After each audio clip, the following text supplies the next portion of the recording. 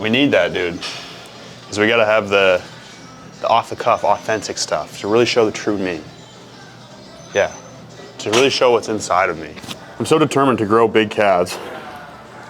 It's gonna be so satisfying the day that I can fucking post that on Instagram and say, fuck you to all those people who are like, bro, it's the smallest calves, or like, calves are all genetic, or some other stupid shit like that. Or 80, yeah. Are you maxing that out? Not yet, bud. What's the rep range on these bad boys?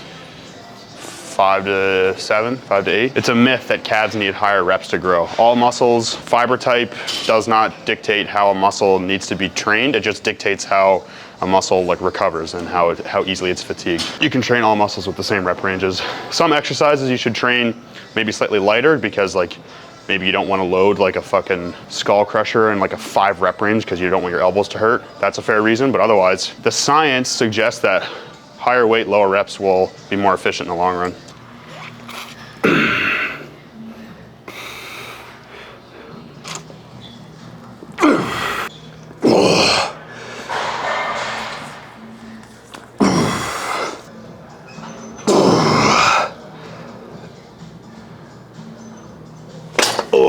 So it might look like I'm cutting the range of motion short, but the gastroc doesn't grow from the way the muscle fibers of the gastroc are on the length to tension relationship.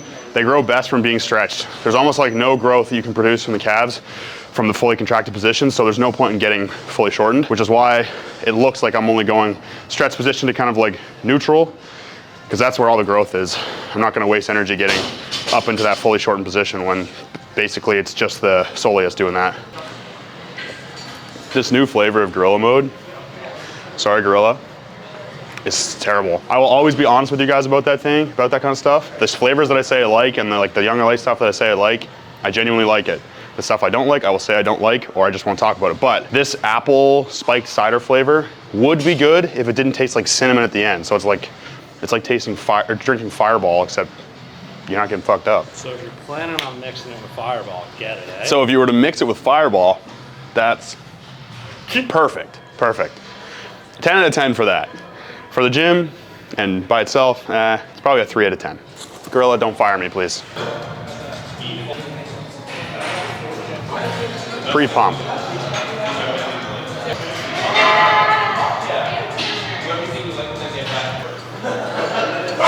Okay, so one of the things that I'm gonna start doing is using more music in these videos that I actually like and listen to. I guess just making the videos more me, you know what I'm saying? And that sounds so like narcissistic when I say it out loud. But anyway, my point is I'm just gonna start using music that I actually like and listen to for like maybe half the videos, and then for half of them I'll still use music that I like, but it will be catered a little bit more toward like what I expect other people to also like. Because the music that I actually like and listen to is like disgusting, aggressive as fuck death metal that like most people can't tolerate. But we're gonna use some of that from now on, sorry.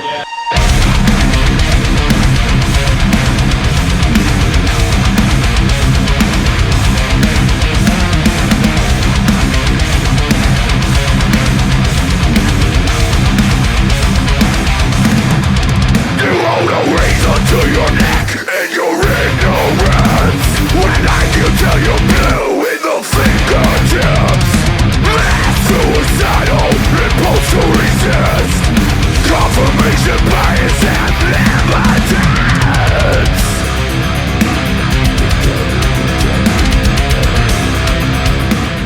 So I did a little bit of higher reps with these, just because I wanted to make sure that with this new split that I'm running, I am progressing, and so I wanted to make sure I use the exact same weight I did last time to like know for sure if I'm progressing or not, because obviously it's harder to tell if I actually am progressing if I went up in weight but down in reps. So I did the same weight and I went up in reps, so I am progressing. Now we'll do katanas. What's the rep range you're aiming for with these bad boys? Same as calves, dude. 5 to 7, 5 to 8.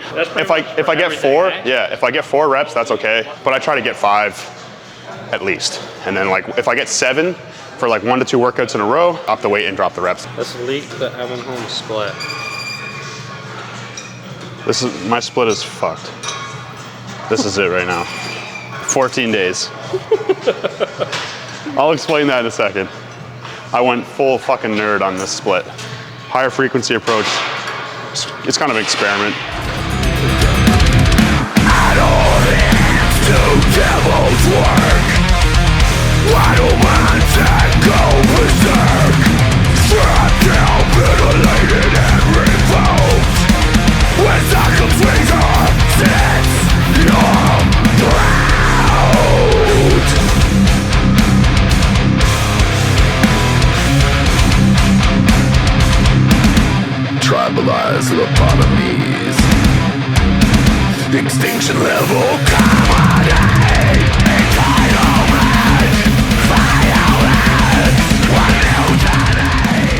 love seeing younger kids in the gym.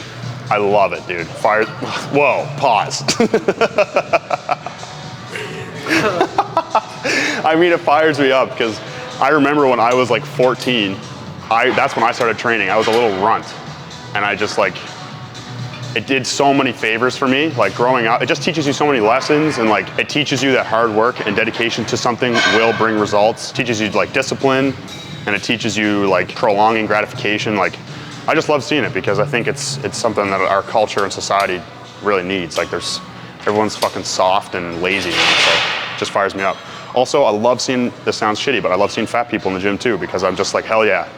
You're doing something about your situation, you're looking to improve yourself, you're not being discouraged. I just think it's sick. Like, I know how hard it is when you first start out, so I'm gonna go get my pink pad.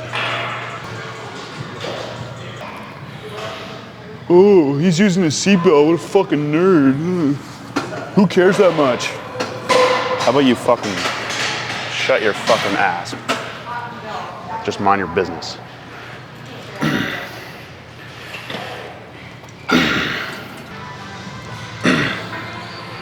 Baby, don't hurt me. Don't hurt me no more. What did I do last time? All of it. We'll do all of it again then. What? You're stacking that off? No. Holy fuck. The day that I stack this thing off with one leg, I will be fucking housed, which is not the term I would use to describe myself at the moment. I'm not housed. I might be like a minivan, you know? Like a short bus. Yeah. Short school bus. I'm not even like RV caliber yet, but I'm getting there, you know? You could be like a Ford Ranger. Fuck you. Fuck you. Short bus. I like that one more.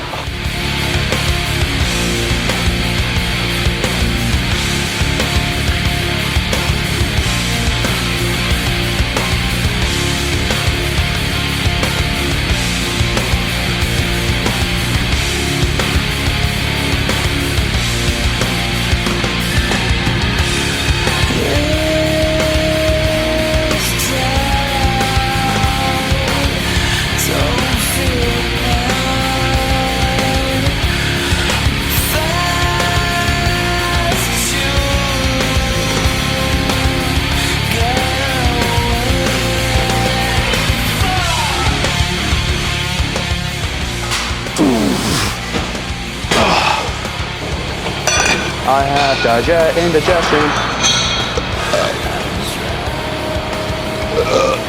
There we go. I didn't want to fucking projectile vomit over my fucking shoes.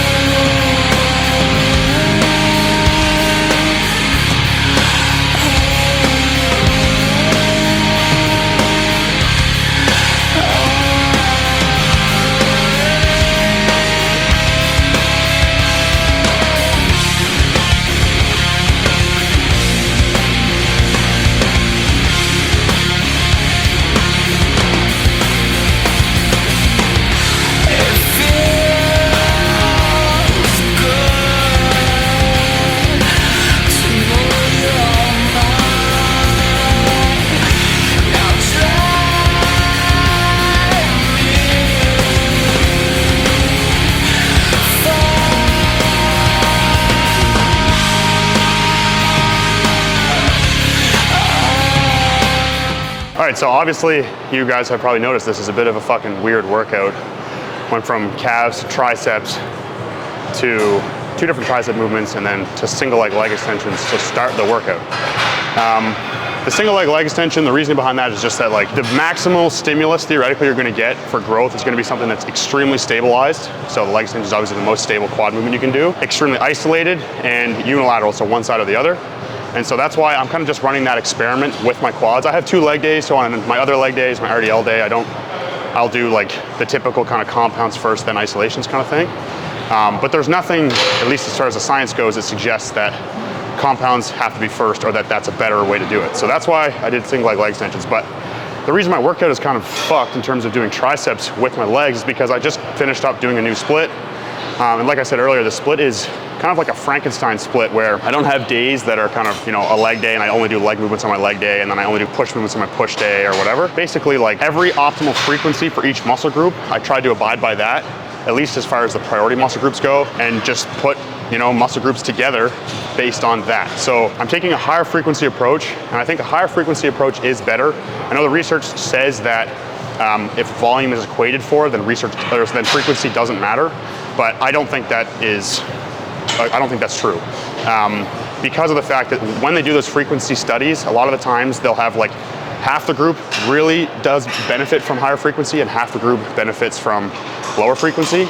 And so they just average it out, and then the average shows that if you do low or high frequency, it doesn't matter, the average hypertrophy outcomes are the same.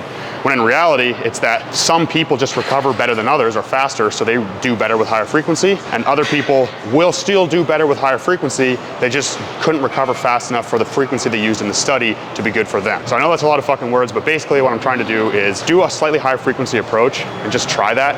The last split that I was running, I was hitting everything once every 5 days, so now I'm hitting at least my priority muscle groups like chest and calves and triceps and delts once every 3 or 4 days. So now I'm training 5 times a week, and I'm doing 3 days on, 1 day off, 2 days on, 1 day off. And like I said, just doing that to test the higher frequency approach. Obviously volume on each day is a lot less, and that's why today it's not a big deal for me to throw triceps in, because I'm doing less leg exercises, less sets of legs today than I otherwise would. Another thing as far as the high frequency thing goes is it's like, bro, if we know that the more exercises and sets you do in a workout, the less effective they become, then clearly it makes more sense to split that volume up over one long workout and instead split it up over 2 workouts so that you're fresh.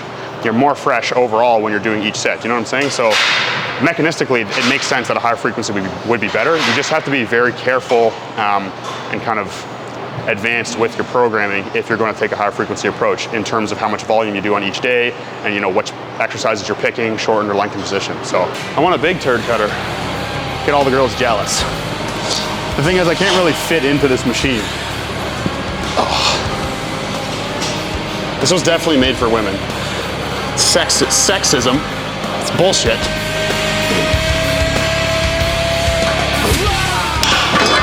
Too easy. Ow, my balls. Okay.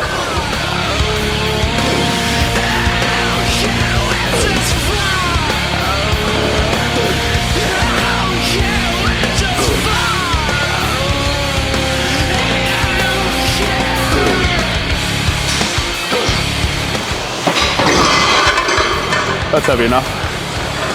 Whew. And I'm trapped.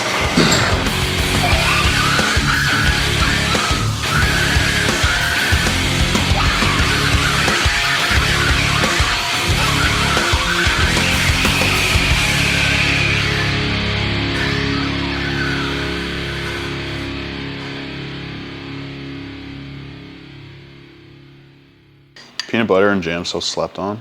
I was gonna say, what is this creation, bro? I'm having a PB&J sandwich, bud. Never heard of it? That's in the meal plan? It is today. That looks money, bud. It's gonna be fucking gas. Post-workout meal.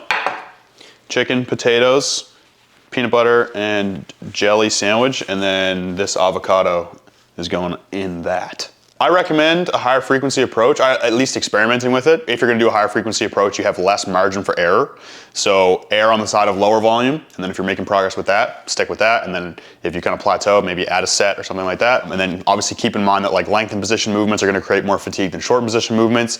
And that seems like super nerdy and unnecessary to like make a note of, but it is necessary to make a note of or be aware of when you're doing a higher frequency approach because, like I said, you have less margin for error. So yeah, obviously I'm gonna run the split for a little bit, see how it goes, and I'll keep you guys updated. The reason I started doing this split is because I was making less progress with certain muscle groups with my last split than I wanted to, at least slower progress. So yeah, we're gonna see how it goes, kind of uncharted territory, but I do think that it is better if it can be done properly. So that's the video. As always, thank you guys very much for watching. Now that I'm feeling a little bit better mentally, we should be banging out videos a little bit more consistently. I always appreciate you guys who stick around for, you know, even a couple minutes of each YouTube video, take the time to just watch it for a bit, like it, comment, any of that kind of stuff. So yeah, I'll see you guys in the next one.